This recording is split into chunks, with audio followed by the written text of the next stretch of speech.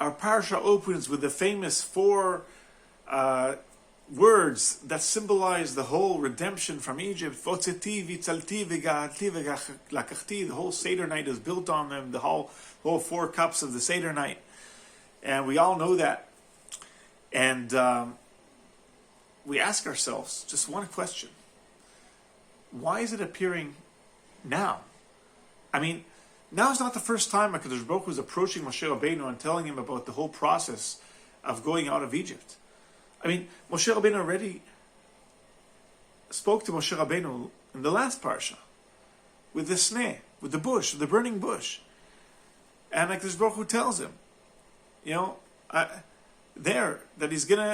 his job and his mission is to take Am Yisrael out of Egypt, the children of Israel out of Egypt. So why didn't the HaKadosh Baruch Hu tell it to him then? Why is he waiting till now, the beginning of Parashat Va'era? And I think we can answer this with a very interesting approach. There are 2 ways of looking at what is a drive for the redemption of Am Yisrael. When HaKadosh Baruch Hu reveals himself to Moshe Rabbeinu in the last parsha in the burning bush, he says to Moshe Rabbeinu, he says, I've seen the suffering of my people. I heard their cries. Va'ered le'atzion. Therefore I'm going to save them, because I care about them. And I hear their cries and their suffering. And then, rightfully, Moshe Rabbeinu at the end of Parashat Shemot claims to Kadosh Baruch Hu. He has critique. And he says, what is going on here? I went to Paro, I did your mission, and things just became worse. Now he's not giving any more straw, and everything's becoming more difficult. And why are you making things so difficult for Am Yisrael? Says Moshe Rabbeinu to Kadosh Baruch Hu. I don't see.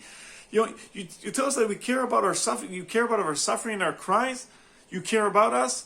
You see us. Things are becoming worse. What's going on? And here comes Kadosh Baruch Hu's answer to Moshe Rabbeinu. He says to him, "You're looking through the prism of what's happening to Am Yisrael right now. I can understand you, and I can understand your approach. But you have to understand that there's also a different outlook on this. There's a bigger picture.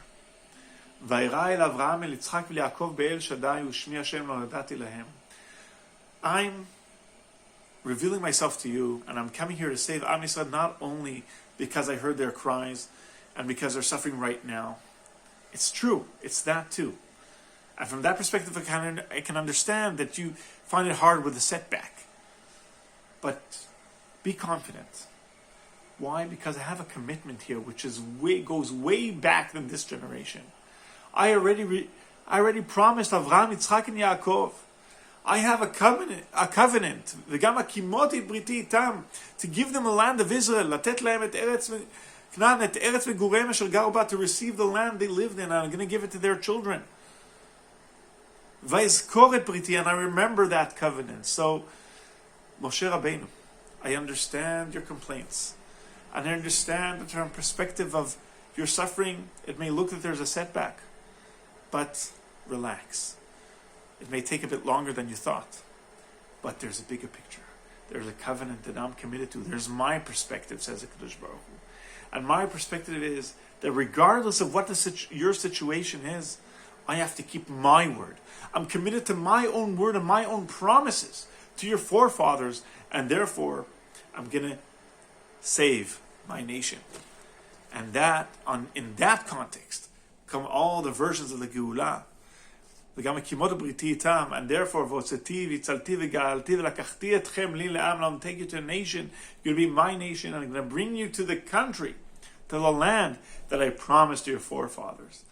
And that is the outlook that we realize. And I think the message here is that we realize that even sometimes when we feel a setback or things aren't going the right way, we know that the Kadosh Baruch Hu has His plan, and at His plan, His commitment, He's always committed to us forever.